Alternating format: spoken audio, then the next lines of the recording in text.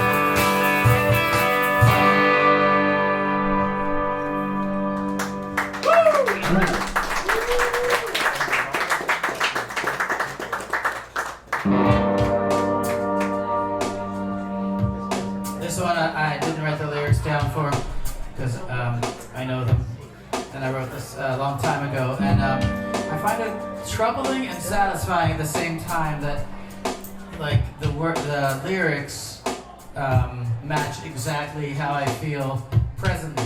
So I've learned nothing.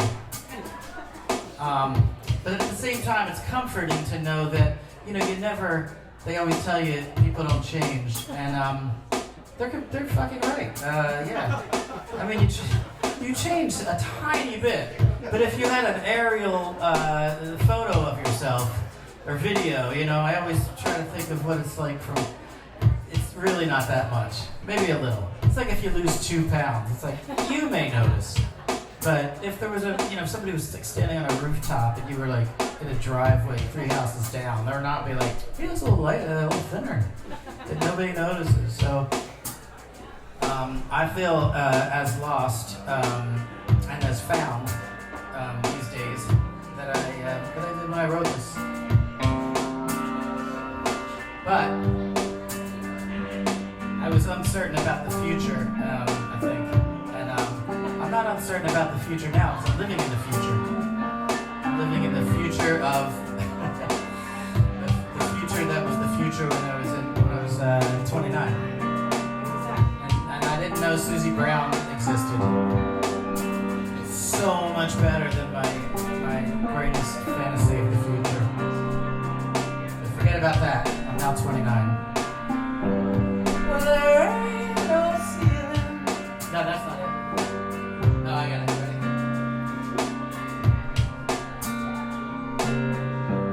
Well, there ain't no wall.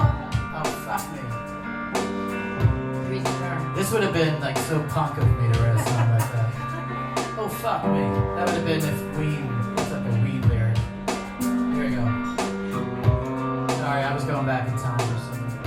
Here we go. Well, this ain't no island, no water surrounds. But I'm in some trouble and no one's around. I'd be so happy to be by your side. Tell me, is there something you're hiding?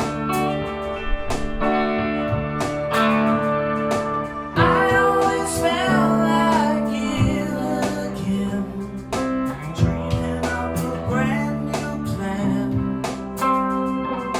Just when everything goes my way, the professor comes walking in, saying sorry, but we're stuck again.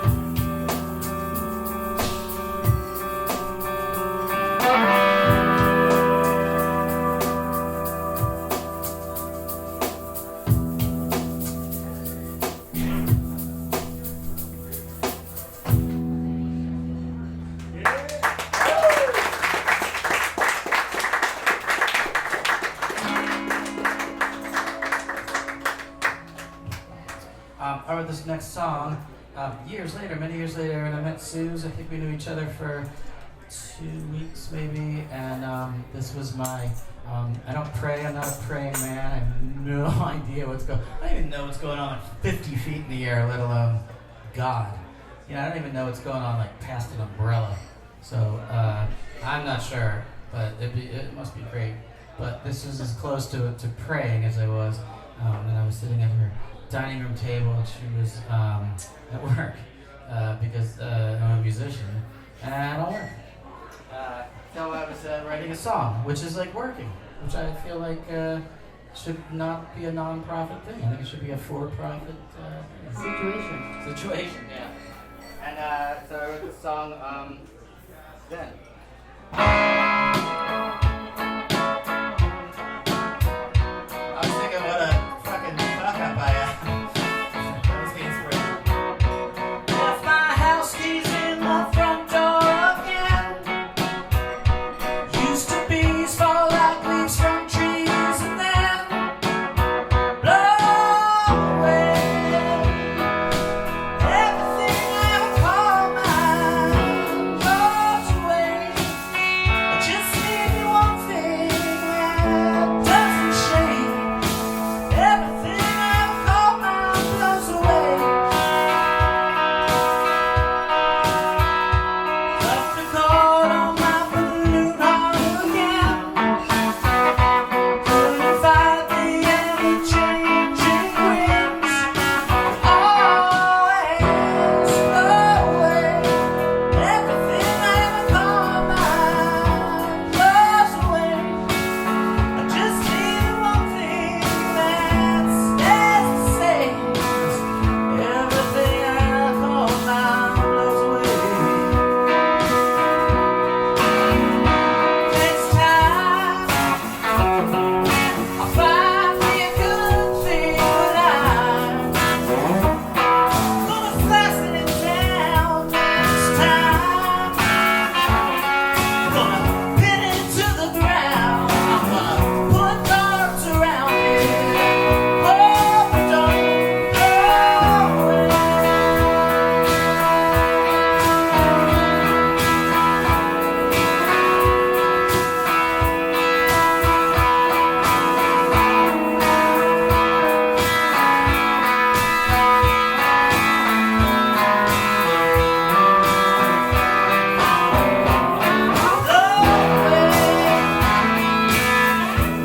Everything I call mine blows away. I just need one thing that doesn't change. Everything I ever call mine blows away.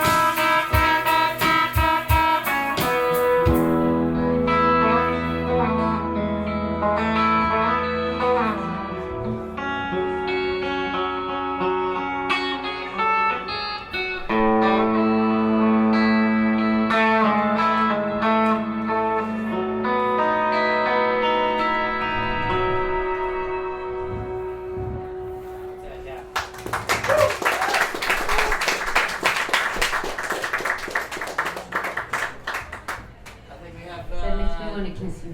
Aw, really? Thanks. Thank you. Thank you is like such a lame one. Thank you. But we're on stage. Can't be kissing. I mean, I saw somebody play one time and they sneezed, and I realized like, well, you don't really see musicians sneeze on stage. Yeah, it's like this is really fun. Thank you. We're gonna do like 2 more songs, and I appreciate you being here and hanging out. Really awkward. Without it. Just be us and the bartender and be like, we're closed. And, let's do. Oh yeah. Did I write the lyrics to that one? I never remember this one. Okay. Okay. All right. This song. I don't like talking about that. I wrote the song, dude, because it's like I don't know. Who fucking cares? But I never ever care unless like. If I don't know what a song is about, I do what every sane person does. I Wikipedia that shit in the middle of the night. I will Wikipedia like a cheesy 70s song, be like, I have to know how did that come about. Oh, you know what? I think yeah, I'll skip it. I had this song that was like my idea, like if Prince and Bob Dylan wrote a song, what would it be?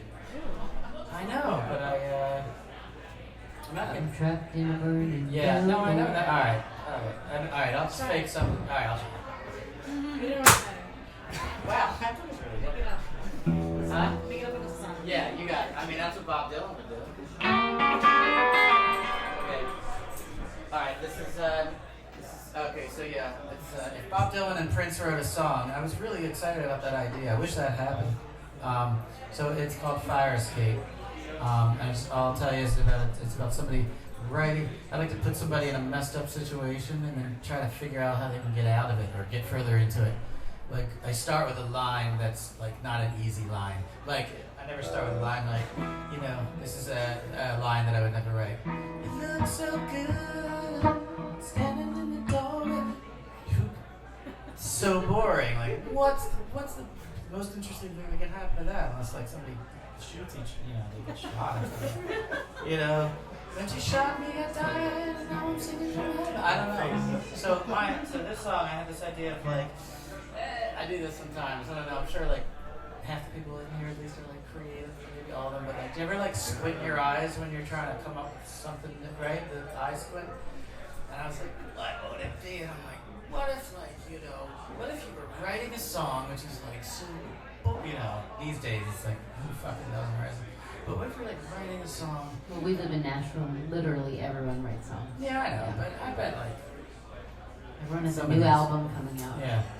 So, but what if you're writing a song in a building that was on fire, right? And you were certain to die. It was like the fucking thing was engulfed in flames to the point that, and you had to like finish your song before you too burned up. Kind of like the Titanic. It's like a singer-songwriter Titanic thing, like where the violin player, like a singer-songwriter. Yeah. And then he's out of here, Scott. Yeah, I know. You hear the Velcro. Bag ready. You lost. Ready to get on his bike. When the sound of Velcro fills the room, shit is over. Either that or somebody just is getting ready to take off their Reebok sneakers. Yeah, it was rough. It was rough. That was made you blush, I think. That was a like textured version of a boo. That was. I never give anybody a hard time from the stage, but I am like fully unhinged at this point in the tour. Yeah, I knew I would get you trapped drinking. in a Dodge Durango with 3 other people, 2 of them under the age of 11. So the guy, he's on. So now his guitar is on fire, and it's like. So he's like, he has to really hurry up because the flames are. That was the idea. Yeah.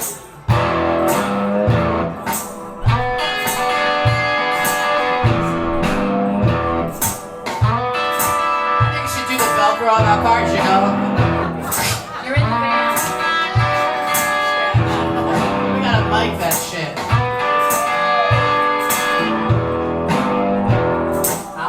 A burning building, making up this song. My guitar slowly melting. Ain't gonna be too long. Everybody wants something real. Everybody wants to relate. But if it's heat you wanna feel. Now Prince would come in on this part. Climb up my fire escape.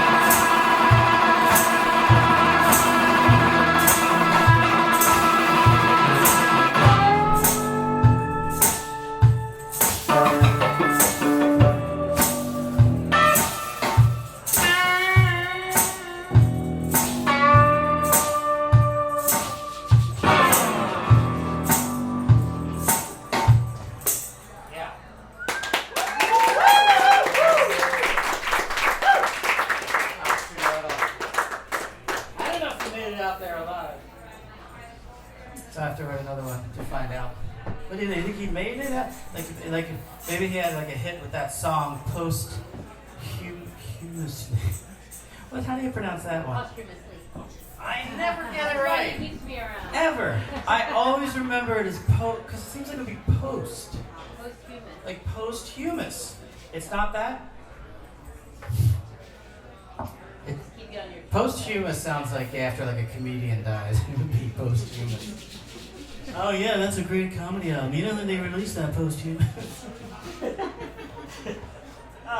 Who makes this stuff up? What's that other one? Edible. Why don't they just say eatable? That's right. I don't understand why it's not eatable. Oh, flammable too, speaking of. Why isn't it flammable? Why is it flammable? Why are you You gotta be like that. That sound you're making, that's how I feel. It's like, thanks. You're welcome. Alright, I'm gonna do this song, and then there's one after that, and we're done like a nun, right? Yeah. It's a saying, I'm trying to get started. Done like a nun. My friend thinks it's gonna take off one of these days. And he said that a really long time ago. And it hasn't. He thought Walter Cronkite, or the news guys were like, well, that's all we have for here in the world, and we are done like a nun. I can dream. This is a Stevie Wonder song. It's the only cover we do. I do, yeah. If you don't know this album, you should get to know it because it's just like whenever a bedroom is made, there's a bed and a room. Okay, that's all you have in a bedroom. It's going to be a long list. They should put a copy of Inner Visions in there. Maybe like the White Album first. Let's be honest here. And then Inner Visions. Yeah. That's too low, not to. Yeah.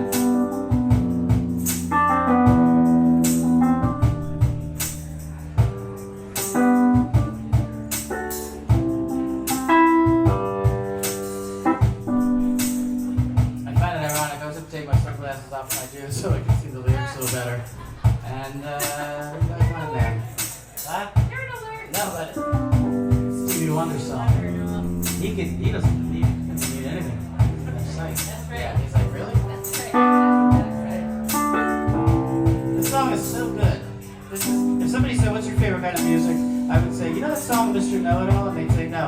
I'd say, well, I'm going to play it for you. This is my favorite kind of music. It reminds me of all the things I love about David Bowie, too, and Queen, and the Beatles, and Bob Dylan and stuff, where it's like, you don't know where the black ends and the white begins, It's just like, it's black and white. It's black people and white people, and all the ones in between. I love it so much. The music. The words are great, but it's the music. It's just so fucking great. He's a man with a plan. Got a counterfeit dollar in his hand. He's Mr. Know-It-All. Playing hard, talking fast. He makes sure that eyes on me less. He's Mr. Know-It-All.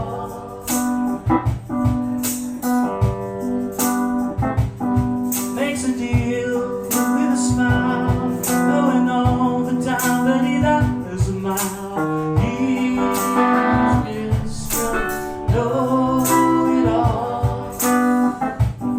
Must be seen, there's no doubt. He's the coolest man with the biggest mouth. He's Mr. Know-It-All. And when you say he's living fast, you'll say, what do you know? If you had my kind of cash, you'd have more than one place to go.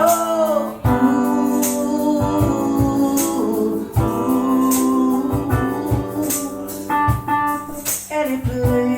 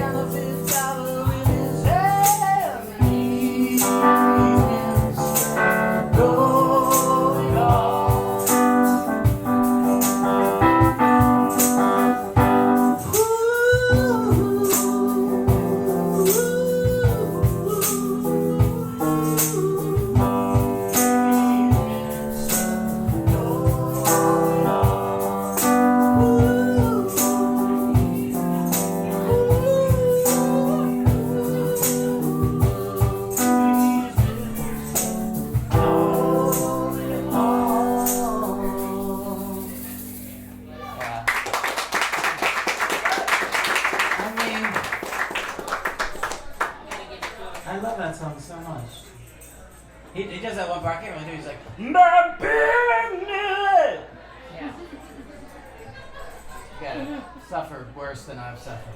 Just to sing that way. I love when a girl comes into like a guitar center and she's like, I want to get a sound like Nina Simone has. Like, let's start with 200 years of slavery. And it's not the microphone to get that sound. It's called pain. We should make the Shure Pain 58. So plug-in. Plug-in. Yeah. The new slavery plug-in. They'll give you that sound. All right. Is that the last? Yeah, this is the last song. This is fun. I wish I brought like a sack lunch. There it is. Thank you so much, you guys. Yeah, this is the last song. That's Scott Sachs. Thanks so much. That's Susie Brown. Keep in touch with us. We want to keep in touch with you. This has been so much.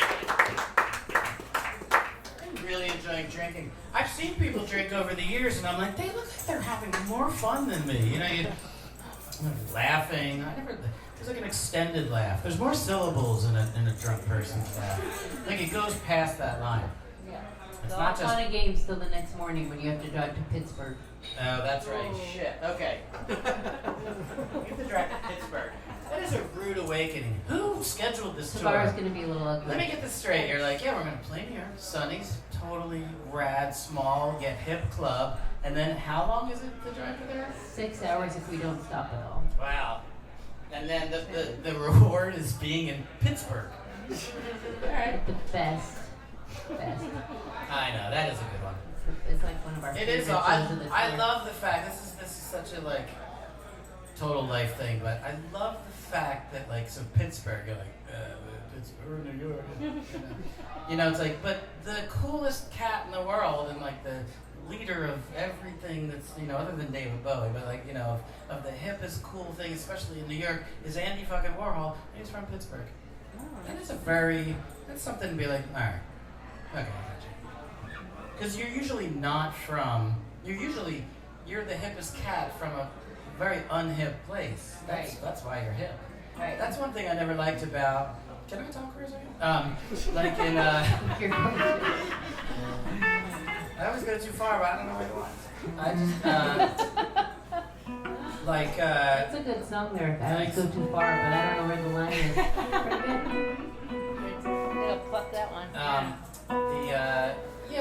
Like we live in Nashville now, and I used to live in Los Angeles, and you know, most of these songs, I mean, you know, the new ones are groovy, I like them a lot, but a lot of the songs I wrote in my life were in Philadelphia, and like nothing was going on. So, and especially when I was growing up in the neighborhood, the being different and knowing I was different than not everybody, but most people in my neighborhood, kind of gave me a charge and kind of gave me that, like, I always think of it as like a jet airplane, like it won't lift off. Like I had no ego, I just felt like nothing, but that feeling of like, I think I'm different, and I'm like coming up with shit in my bedroom while they're like, you know, playing like street hockey, and nothing wrong with that. I wanted to be with them and wanted to have as many friends and doing things that a lot of people do, but I was also like, I'm like cooking something in here, and this feels like different and cool, and I think maybe I got like, there's something, you know, different, and I think that's like, when the airplane has to go really, really fast, you know, and it has to feel powerful enough to leave the ground, and I think that I felt that way mostly in my little suburb of Philadelphia growing up, and I don't know, I wouldn't have felt that in Los Angeles or Nashville, or even New York. It's amazing anybody that makes it out of New York. Philly! Yes, thank you. Russell here is a longtime fan, and I appreciate it. It's nice playing for you. He and his friends like coughed up a lot of money for a Kickstarter thing from Open Wanderlust to do a reunion, and their prize, no pun intended, was not only us playing at his place, but me blacking out on his front lawn. Like 2 weeks after we got married. Like, what did I do? Yeah. I was, you know, because Dan Reed was there, this DJ, and he was feeding me. And I have, like, the problem is I'm not a drinker. Like, this is me as lit as I get. And I've had, like, one shot and a half.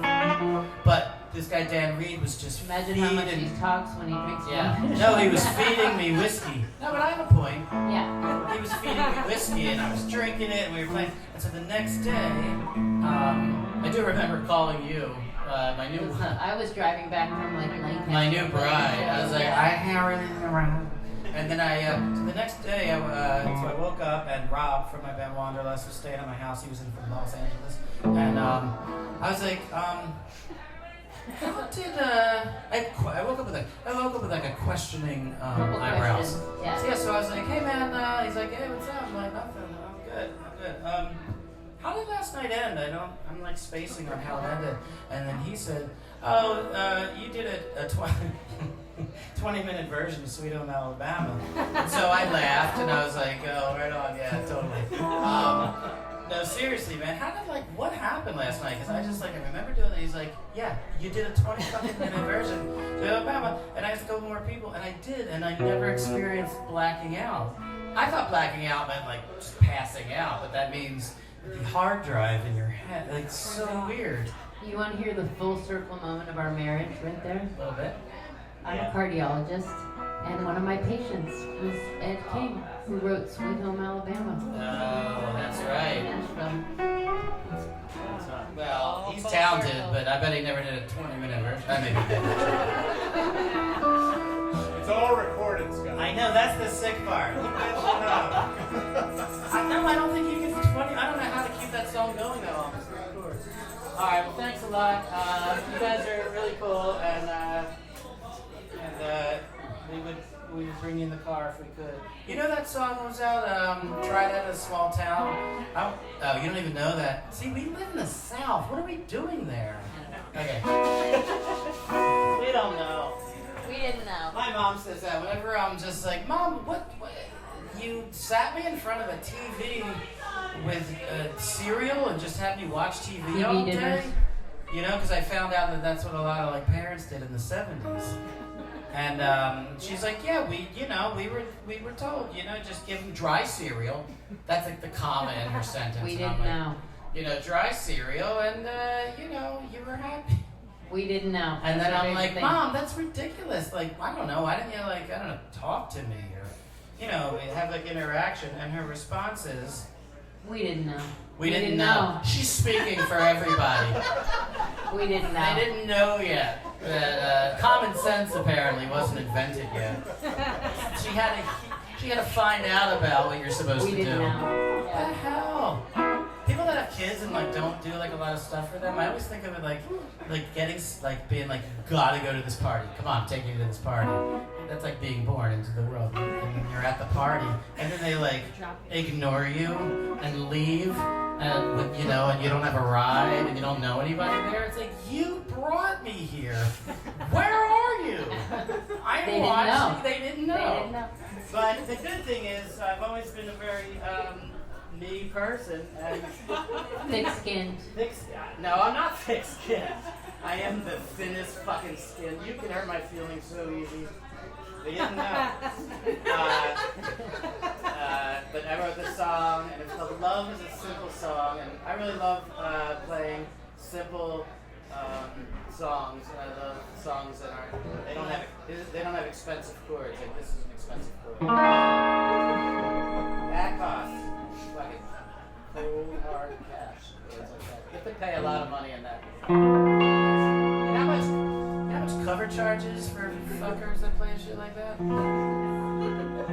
They charge a lot of money at the door for that kind of stuff. But here, where it's virtually free, we do one chord songs, and it goes like this.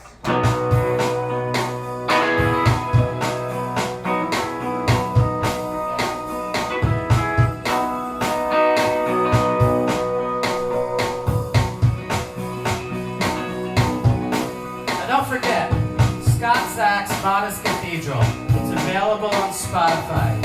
We can't live off of cardiology work, people. We need the streams. People are eating healthy these days, and they just don't need cardiologists anymore.